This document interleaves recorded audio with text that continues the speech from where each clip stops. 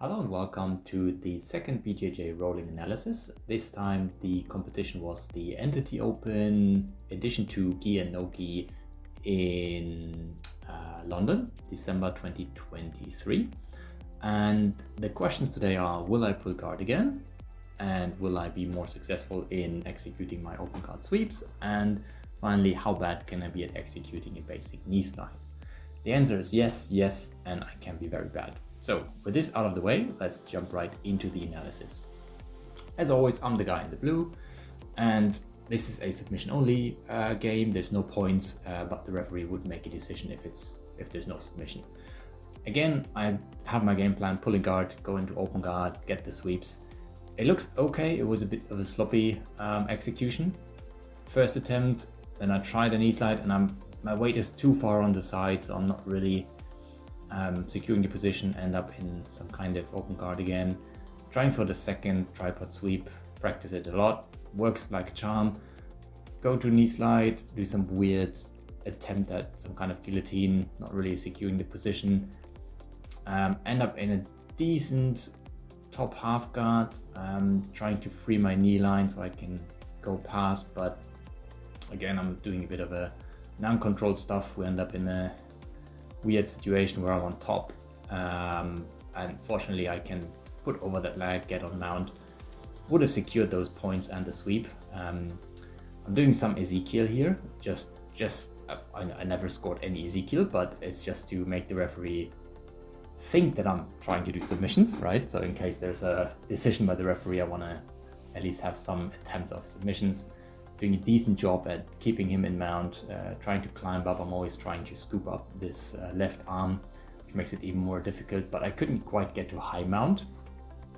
So it's always a bit too much on his hips, securing the legs, the hooks there, which makes it difficult to escape, but I wasn't really advancing the position, and it wasn't as easy as I would hope to get his arm up.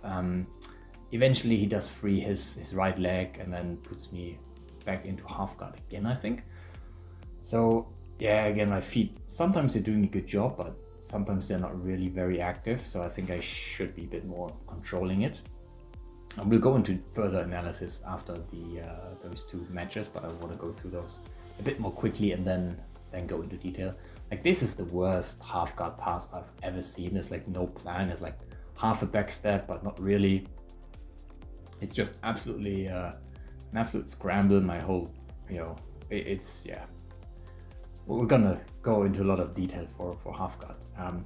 Again, a bit of an uncontrolled position, bit of a scramble. I was trying to get for Kimura, didn't really work. Then a bit of a change. I end up in bottom half guard, which is quite nice. I practiced it a lot, but I could really capitalize on it. He does me a favor, goes up into my favorite position, open guard. Everyone knows what's coming. Another tripod sweep attempt. Nice shot at the back of the referee. Now I'm finally going for another tripod sweep, so that's number 3. Goes to his butt. Now I secure the position. I go into side control and go to knee and belly, and then something interesting happens. I got the first grip in his collar, and he was so obsessed with freeing his leg or the knee from his belly that he gave me the opening to get in the second hand and then complete the cross collar choke. So I got the both grips in, and I would not let go. Whatever happens, my goal was never let loose of those grips. Does me a favor, goes into close guard, which makes it even easier to pull him in. He's disappointed. I think he had some good moments. And that ends match number 1. And again, we'll go into further analysis a bit further down the line, but I want to go through the videos quickly and then go into frame by frame analysis. Cool. Second match, bit different. So the second match, no surprise. Will I guard pull? Yes, no, who knows? I know, I will pull guard. But you can notice quite a bit of a difference. He's way more pushing into it. Like, he's much more focused on driving forwards. He has lots of forward force. But again, he does me a favor. We end up in open guard. And already here I could tell that he's trying to go for some pressure pass. Like, he's very much, driving in with his shoulder and getting this over-under pass and going on his left. But I haven't really practiced it, so that was something that became obvious after watching this footage that I have no real early and late game defense against over-under pass. And I talked to this guy, both are really nice, awesome people, like all jiu-jitsu people, but that's like his thing, right? The over-under pass, pressure pass, and I don't practice it that much in the gym. I should do it.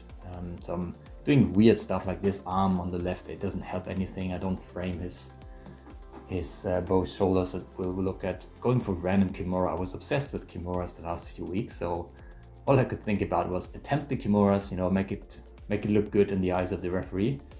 But I think it was never a good threat. We end up in some weird position where we end up in this, and this was weird. Like, time stood still for like 2 seconds and I have no idea what happened.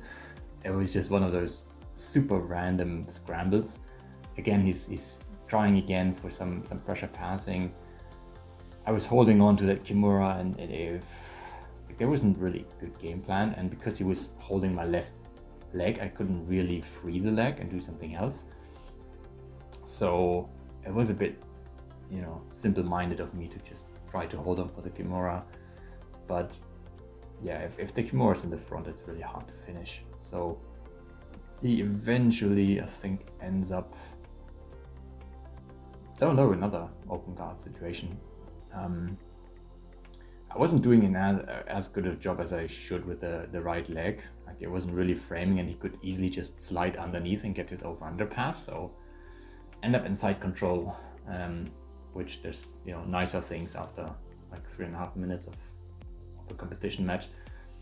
But yeah, I was trying to frame, do my stuff, and things really got bad as he slowly progressed towards Kesa Gatame later. So it's by far my worst position, and I need to work on it. After watching the few things where I could have done a better job of early defense against Kesa, but yeah, I'll go into more detail. But at this point, I was just, you know, I knew I won the first match. I was happy, that was my goal, and it was like, you know, I got there pretty early because my buddy who was recording this was having an early competition match, so I was just tired. I lost the will to continue. It wasn't horrible pressure. I was just, I lost the will to continue, and that's a shame, because I think it was just a minute 20 left when I tapped. But yeah, I got the arm in. I could have used it a bit more actively and tried to squeeze it out, and I wasn't really executing any legit escapes from Kesa, and then he had this arm in some kind of almost wrist lock position, and I just didn't want to risk it. Yeah, I even laughed. I thought, you know, it was fun, but it wasn't my best execution. So congrats to him, really good stuff. He won later on. He won like 56 whatever competition matches, so he was a living legend. Anyway, we'll go into a bit more detail into the individual sections of the match, because I think it's always good to be really specific with the analysis. So let me just do this in super slow motion, and I'll copy in a few interesting video clips. So the first thing you'll notice from me pulling guard, and I know this is slow motion, but I'm gonna pause for a few seconds. The first thing that I didn't really like, I mean, the good thing is I got the grips and immediately went for it, right? If you're pulling guard, you can't get the grips and then look like an idiot for a minute. You need to go for it. Ideally, you want to go into some kind of, you know, momentum. You have a bit of a rotational force so you can off balance them. This wasn't really nice. It was a bit sloppy. Like, I put the foot on the hip and at the same time dropped my butt down. I think ideally I want to be a bit more, create the tension with the leg and not just fall on my butt. So that wasn't the best execution. Tripod sweep, good stuff. I practice it, and then we end up with actually 3 separate knee slice attempts, and all of them were horrible. So I studied a lot of knee slice and, you know, top half guard passing stuff. So I can see my left knee is free. Basically any knee slide or top half guard, you want to have, you know, free your leg, free your knee. And also you need to control the upper body, so you usually flatten them out, get the crossface in some kind of control, so you get chest to chest, and that then allows you to have it as a good passing position. But I just did weird stuff. Like normally the two options that I should go for, I think in the future, is either the hip turn or the backstep, right? So the hip turn is essentially where I go on that one hip and then use this to scoop out a bit and then push his leg away. Whereas the backstep is I would use this left leg, step behind, and then continue to free the leg. So if I look at how the pros should do it, you essentially have those two options, which we'll go through. You either have, we don't need you talking. Right, so it's the same situation. I got one knee free, I go on the hip of the leg that's free, turn out, and then free my leg. Let's just check it again. Go on the hip, hence the name, hip turn. Hold the leg, control the leg, and then scoop out. That's what I should have done. That's what I practiced a little bit, but I didn't really execute it well. The other option that I should have gone for in one of the other ones is essentially the back step, where I lift up my foot almost like tripoding, do an awesome back step really far, control the leg, and then I'm essentially in the same spot as the hip turn, but just on the other side. So again, I go up, I tripod up, use a big step back, and then I just need to focus on freeing the knee line and then getting off. Those were the two things I should have done throughout all those knee slides. But what I did here was just absolutely stupid. Like you can already see, he's not really flat, so I didn't secure any grips that made him flat on his back.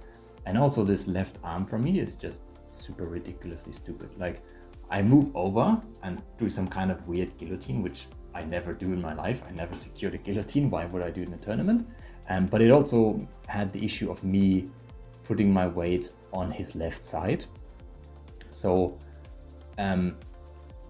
if I put my weight on my left side and I'm not really controlling him, he can just turn and then flip me over. So didn't secure the position really well. I didn't go for proper, nothing was proper basically. Again, we do the tripod sweep, good stuff happening. Then we end up in the second knee slice. Again, I go for this weird guillotine thing, which maybe it might just been because of this, submission only tournament that I wanted to, appear better than I'm actually, better than I actually am. But yeah, again, it's the same situation.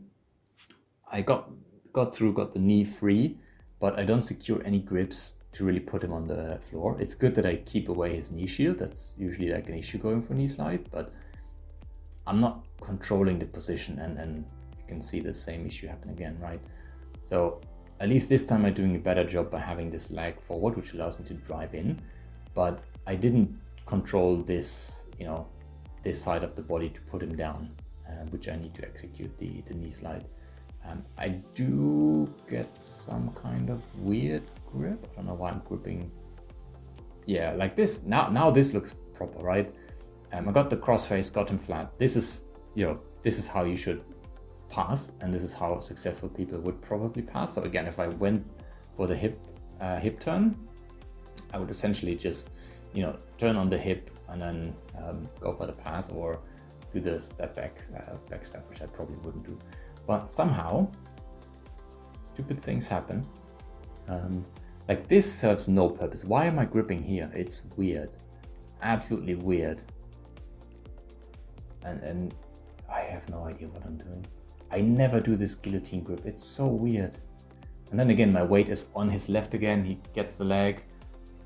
I was thinking he would push me to the other side, but he got his foot in, which funnily enough, it actually put me into a winning position. Like he put this foot in a position that just allowed me to step over, go to mount, secure the position. So there isn't really that much interesting in this scenario. There's a little bit of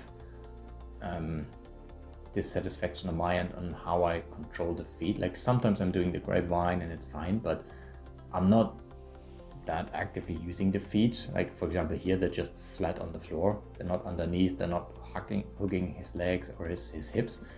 And I didn't successfully go to high mount. So it was okay for holding it, but I didn't make use of the position as well as I could have if I had successfully gone to high mount.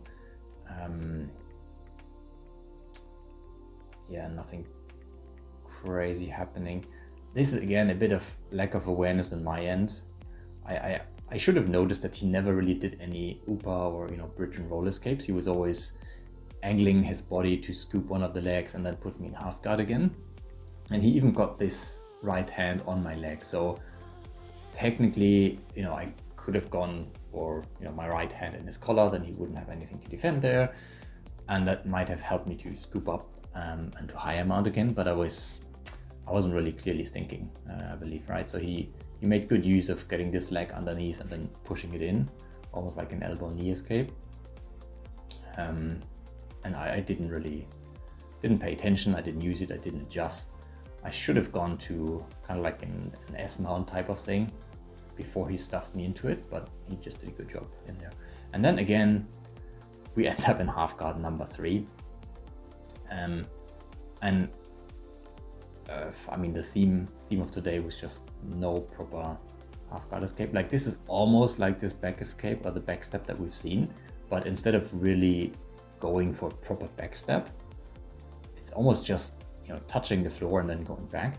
The proper backstep would have been, again, if we look at this material, the proper backstep is like really going far away and controlling this far leg. And there's like no resemblance of what I'm doing here. I'm just touching the floor and then going back, and then I'm in this awkward position where my body weight is on top of him, so he can really just maneuver me around. And yeah, it wasn't a very good position. It's essentially just an uncontrolled scramble. That's probably the best summary. Like, no plan for how to pass on my end, uncontrolled weird body movements, and then we end up in this, whatever it is, situation, going for some crappy Kimura thing, some rolling around like two puppies. No one knows what's going on. We end up on this side again. Like, this is just horrible to watch. The one good thing though is like my fairly quick reaction, because this was kind of like danger town. Because he almost got my back and he was hesitating, like he wasn't doing any grips, and then I could just rotate and go back into my half guard, which is really nice.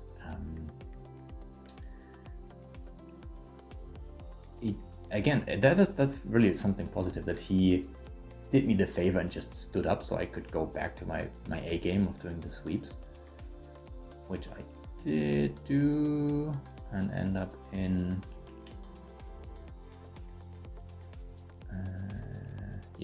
after this one do end up in side control, go knee and belly, and then there isn't really that much to talk about. I got the grips. I didn't do a really good job of the second grip. Like, I was gripping in and then looping this around, so it's like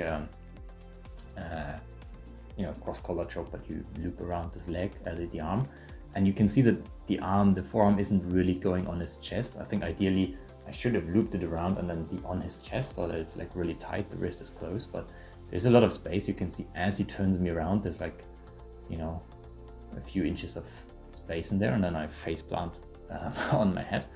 But as long as I got the grips, it's fine. But yeah, I think the main issue is really with these the knee cuts that I didn't really execute properly, and like the weird distribution of my body weight, not really focusing on the grips, of having him flat on the bat and then flat on his back and then going for the hip turn. So that was, I think, the main learnings for the first video. The second one, if you do the same in a bit of a slow motion fashion, a few ideas that I had. Let me just stop multitasking for a second. The first idea I had was, because he was so pushing into me, like normally people just frame away, put their butt in the back, and they don't push forward, but this guy was like driving forward, he was going for it, and I didn't capitalize on it. And I was thinking about it, what would have made sense.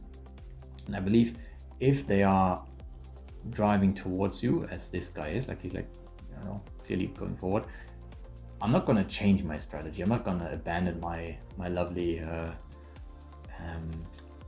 pulling guard, but what I could have done is just use his momentum a bit more and then use the guard pull as a follow-up session in case I can't get the Tomonagi, so the overhead throw, where I'm using a bit more momentum and angular movement, put the leg a bit more on his belly, and then use a bit more of a pulling motion to pull him over me, which only works if there's like a lot of momentum coming towards you. If they're just butt behind and scooping back, you can't really create this much motion. But if you're just going with it, and I would just lean back, put my leg on his belly, and then use him upwards, I could have just thrown him over probably. So that would have been, I think, a good small adjustment, while at the same time not abandoning my game plan. So I'll definitely need to try this a bit more in the gym. The second thing that became really obvious in this scenario was his desire to just go for his pressure pass. So he was going for an over-under pass, which not that many people do in our gym.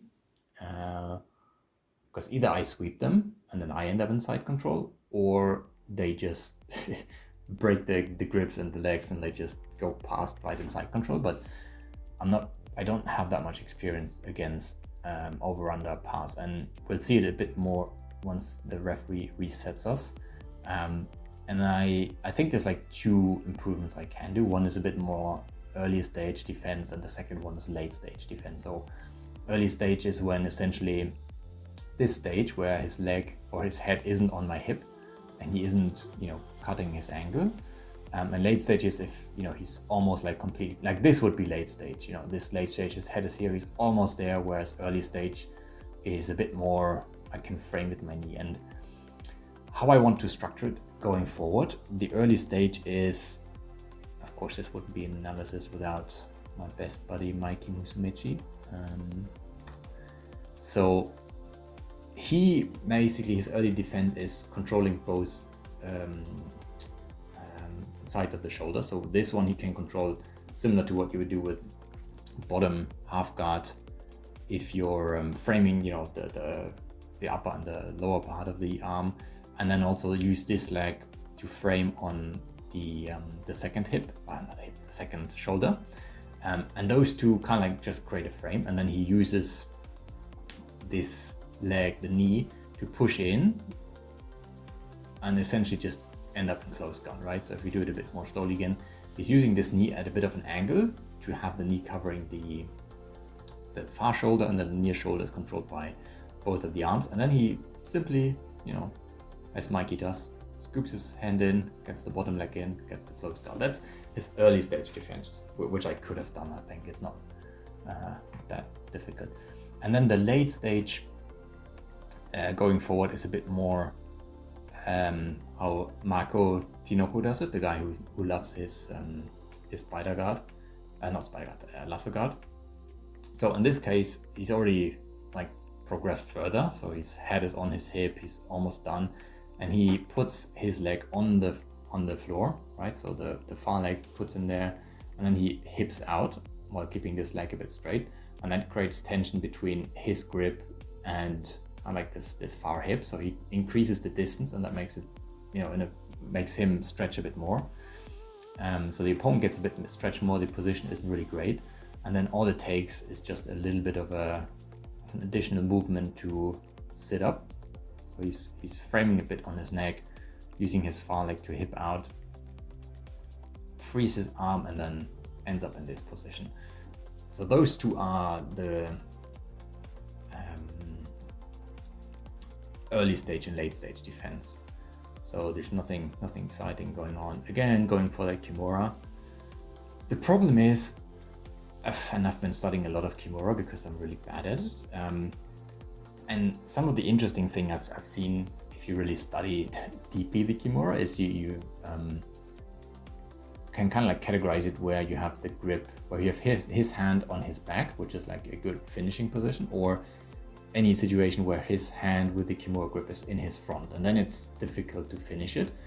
And in those situations, such as here, then it's easier to use this as a holding position if you're on top, or to sweep it and advance to a different position. And my go-to move the past couple of weeks, if I have his Kimura locked in front of him, is do the hook sweep or sumigeshi, where you essentially just use this to remove his base. You know, you have the grip so he can't base out to his left side.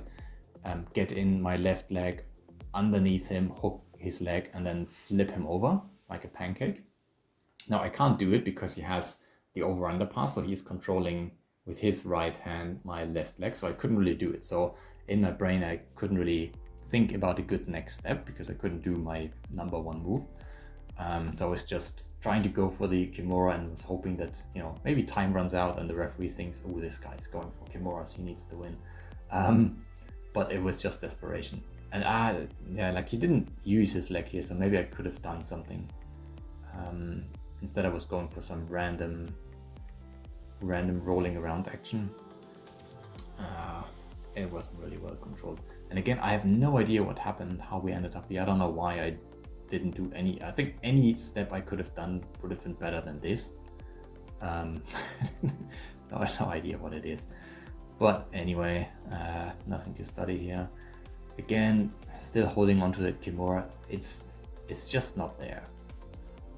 It's so hard to get out the Kimura. If you don't scoop out your hips early as you're grabbing to increase the distance between the hand and his belt or his inner thigh, then it's so hard to just get out. Even here I thought, ooh, maybe I have a chance, but it was just being stubborn. It was stubborn. It wasn't really smart or tactically advanced. But you know, if you have a plan, stick to it, and Kimura obviously was the plan.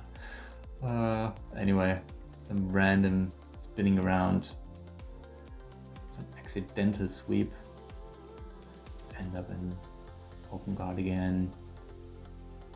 I couldn't really go for a lot of attacks because he was immediately going into that over-under pass, and that's something I need to be a bit more mindful of, because this is the ideal situation. I have my foot in the biceps, I have the cross collar sleeve, so this is my prime position. This is what I live for, but it was so easy for him to just slip by and get the see, like this should never happen. Like he should never be able to just scoop my leg. I have no idea how that happened.